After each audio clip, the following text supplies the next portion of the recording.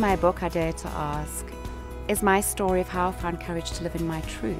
It was when I realized that, like many, I did not want to see my life pass with a final statement or question of, if only I'd had the courage to live a life true to myself and not a life as expected by others.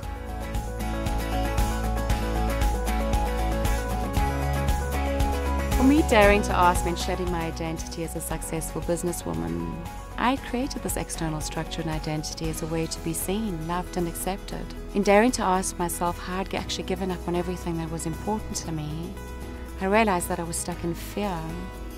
And this fear was about not living a life that was true to myself.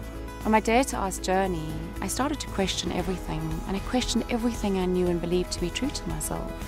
And it was here that I identified that my fear was actually locked in a relationship with my stories of suffering.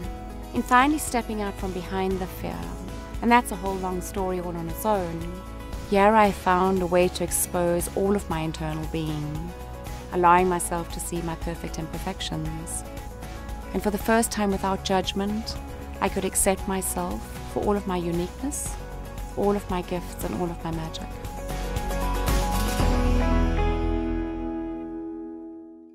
We all have a story, whether our story is my mother died when I was a child, I was abused, or my boyfriend just broke up with me.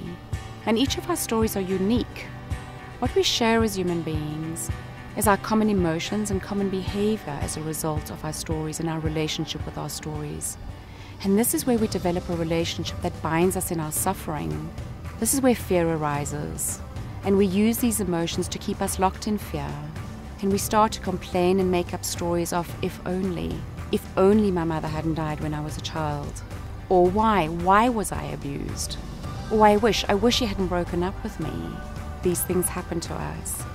Yet these are just events that took place in our life, and that's what they are. They're just events. And yet we attach stories of suffering to them. It's in this attachment that we give up our freedom to choose how we respond to these events. And this is where the eternal question comes up: how do we let go? Our stories don't change. It's our response to these stories that can change. And this is where the choice lies. So we can choose to change our response to the exact same story. We can choose to see things differently, and this is how we lose the attachment. As we change our relationship with our stories, so our emotions and our behavior can change. And this is where we find the courage to step out from behind the fear and live a life that is true to ourselves. My whole life was about hiding behind mirrors and masks as I hid all that was true and important to me. But it was during my Dare to Ask journey that I found the courage to strip myself bare of all of these. Those that know me well will confirm that just 3 years ago I couldn't stand in front of a camera.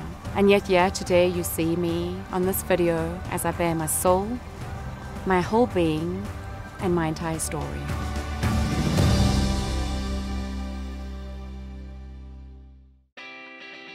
Growing up in apartheid South Africa, my chosen career and my volunteer work allowed me to get close to many individuals that were either distressed or disadvantaged. But my desperate attempt to save everyone was unrealistic. And it was in 2008, when I fell apart, that I realized that I too was distressed. I too was suffering my stories, particularly my childhood shame. I hope that others will be able to connect with themselves, so that they can see that they're not alone in this journey of discovering that it's actually a choice to live a life true to ourselves. I believe we all have the power to transform our lives. So I ask, do you have the courage to dare to ask yourself what you want from the life that you've been given? Do you have the courage to step out from behind your if only, your why, or your I wish, so that you can look at all of your internal being, so that you can open to all of your individual uniqueness, all of your gifts, and all of your individual magic?